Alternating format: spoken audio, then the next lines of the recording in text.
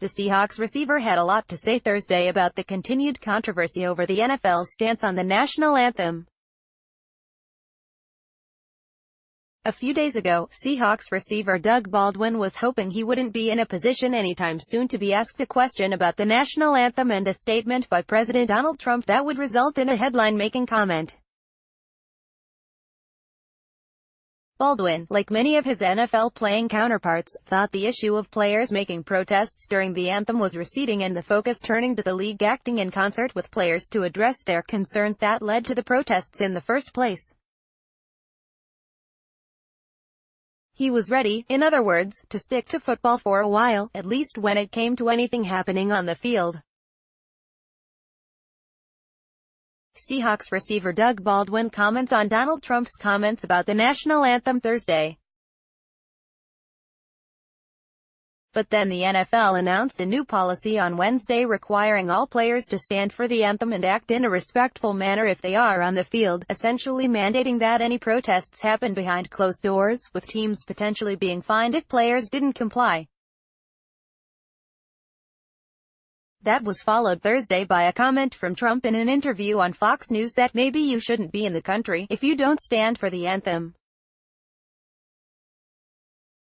And that led to Baldwin being asked about Trump's comment following the team's organized team activity workout. "He's an idiot, plain and simple," Baldwin responded. "I mean, listen, I respect the man because he's a human being, first and foremost. But he's just being more divisive, which is not surprising. It is what it is. But for him to say that anybody who doesn't follow his viewpoints or his constituents' viewpoints should be kicked out of the country is not very empathetic. It's not very American-like, actually, to me. It's not very patriotic. It's not what this country was founded upon, so it's kind of ironic to me that the President of the United States is contradicting what our country is really built on." But that was hardly all Baldwin, who now is one of the team's most senior members, having entered the NFL in 2011 and has long been one of its most active players in the community, had to say. Baldwin said the NFL's new policy only revived the issue and agreed that some players who maybe had moved on from protesting in any manner might now consider again taking a stance. "I think the NFL really missed it this time," he said, then adding, "I just think again it has inflamed this whole situation where we as players thought it was calming down.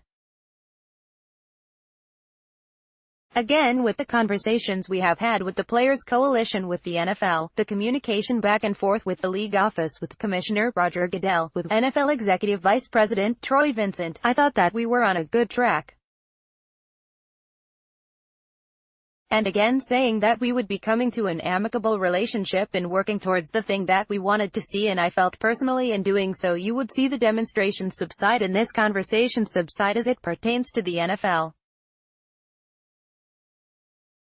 However, with this policy, with the inflammatory statement that Roger Goodell put out yesterday, again you opened the door for a response, and again to my point earlier, I think they missed it on that one." Both Baldwin and quarterback Russell Wilson said they agreed that the NFL's stance was tantamount to telling the players to shut up.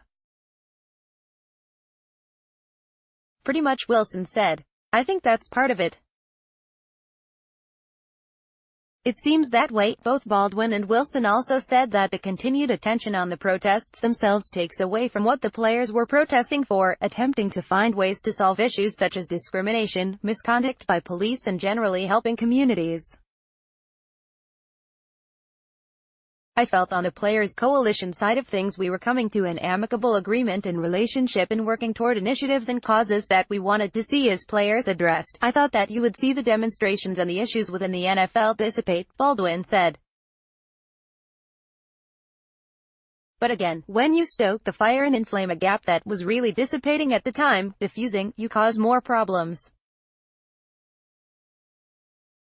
That's why I say I think the NFL missed it." Seahawks coach Pete Carroll agreed with the overall sentiment expressed by Wilson and Baldwin that he felt the teams and players were in the process of figuring this out and how to put it together, essentially hinting that there wouldn't have been protests this season. Now, Carroll said, it's an issue the team will again have to work through. We were making, I think, real progress, Carroll said. I think this illustration of new statement of what is going to be and all that is going to have an effect and we are going to have to deal with that and I was kind of liking the way it was going.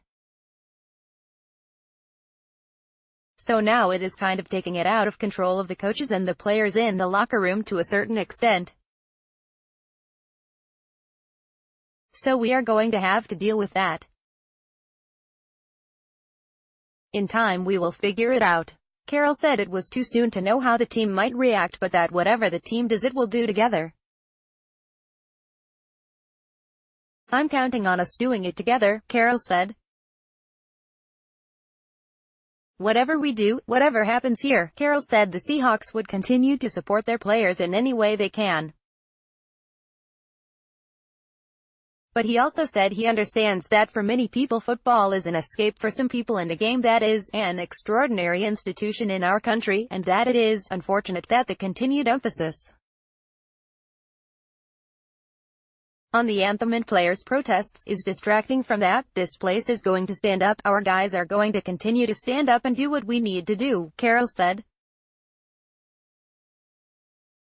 But football is football and I would like to keep it football as much as possible and make it fun and the kind of game that we love. But we need to deal with the rest of it and deal with it in a really good manner. And while Baldwin said he didn't know what kinds of actions players may take next season, he said to expect something to happen.